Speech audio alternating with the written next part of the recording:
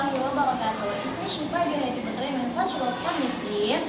Fi hadhihi al-furshati sa'idah uridu an ubayyina lakum 'anil mada al-mawdu' hubungan KD dan KI.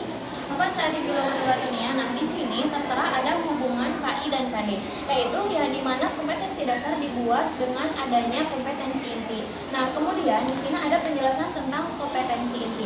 Kompetensi inti itu adalah tingkat kemampuan untuk mencapai standar kompetensi lulusan yang harus dimiliki oleh peserta didik pada tingkat kelas atau program tertentu.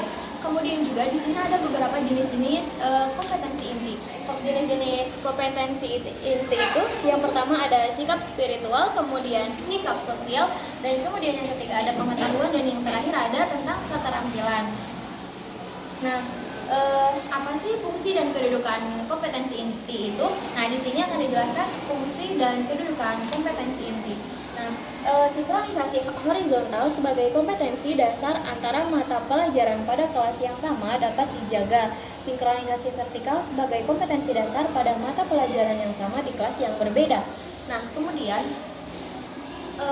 ada selanjutnya tentang kompetensi dasar. Nah, di sini pengertian tentang kompetensi dasar yaitu sikap pengetahuan dan keterampilan minimal yang harus dicapai peserta didik guna menunjukkan bahwa siswa telah menguasai standar kompetensi yang telah ditetapkan.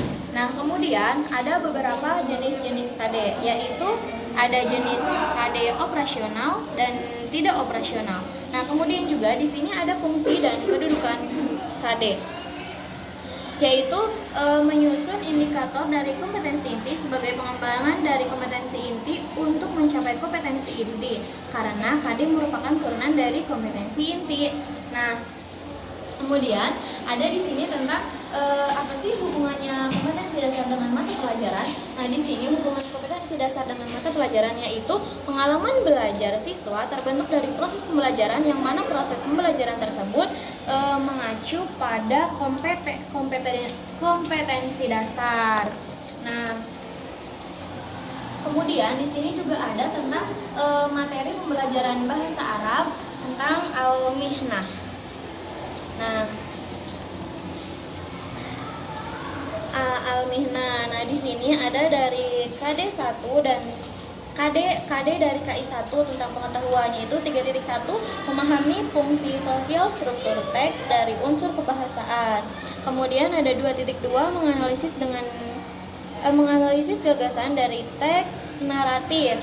Nah, kemudian selanjutnya ada KD dari KI 4 yaitu tentang keterampilan, yaitu mendemonstrasikan tindak tutur dan memberi dan meminta informasi terkait dengan susunan gramatikal. Nah, kemudian ada 4.2 yaitu menyajikan hasil analisis gagasan dari teks naratif yang sederhana. Nah, mungkin cukup itu saja penjelasan tentang KI dan KD yang bisa saya jelaskan. Kurang lebihnya saya mohon maaf. Wallahul muwaffiq ila aqwamit thoriq. Wassalamualaikum warahmatullahi wabarakatuh.